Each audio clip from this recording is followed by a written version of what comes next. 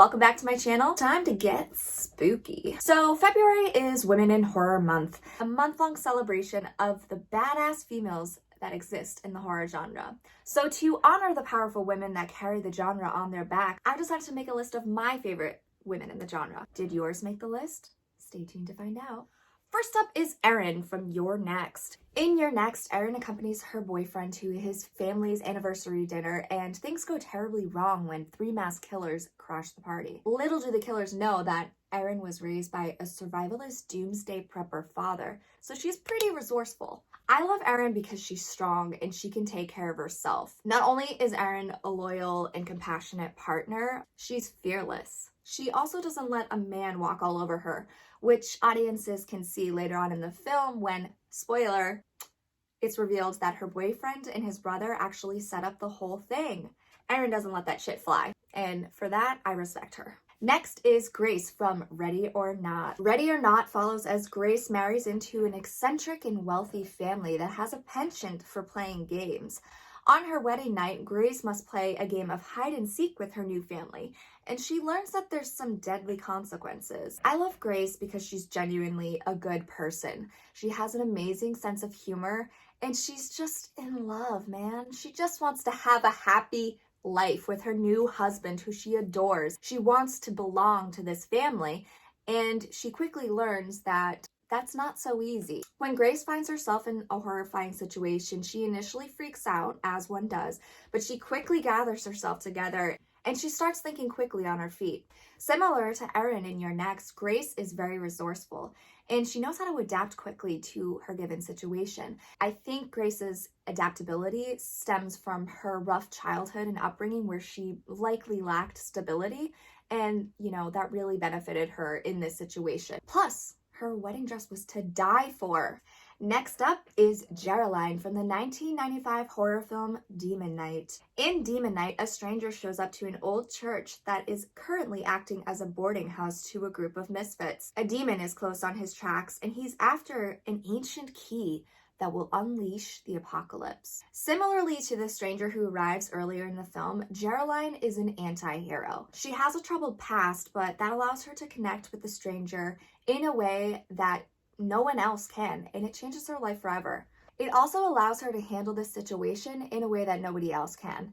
Jeryline is tenacious, she's confident, she's bold, and she's also extremely approachable and likable. She's definitely the kind of friend you'd like to have on your side at the end of the world. Next up, we have Francine from the 1978 zombie flick Dawn of the Dead.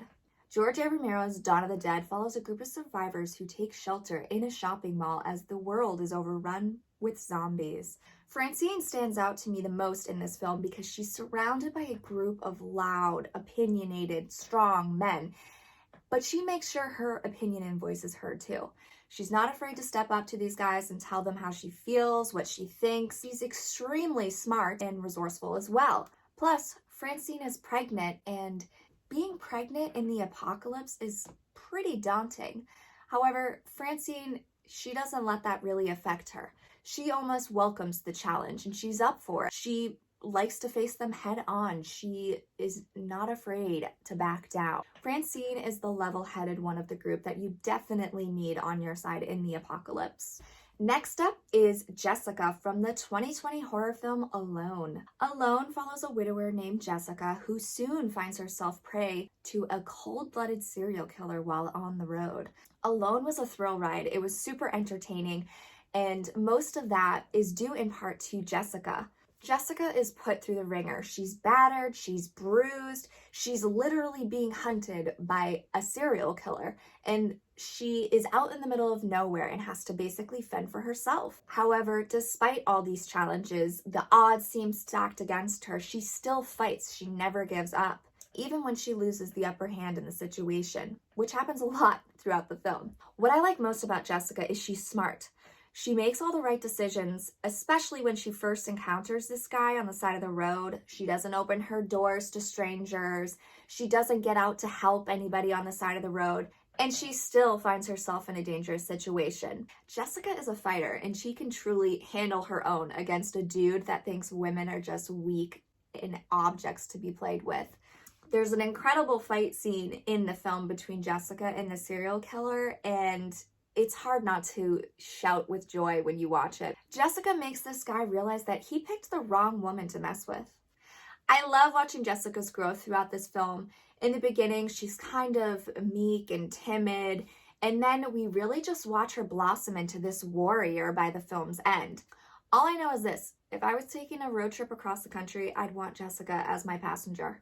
And finally, we have my favorite women in horror of all time, and that is Nancy Thompson from the 1984 horror film A Nightmare on Elm Street. A Nightmare on Elm Street is the classic Wes Craven film that introduced us to the sweater-wearing child murderer Freddy Krueger, who haunts the teens of Springwood, Ohio in their sleep. While most of Freddy's victims are no match for the serial killer, Nancy Thompson is the exception.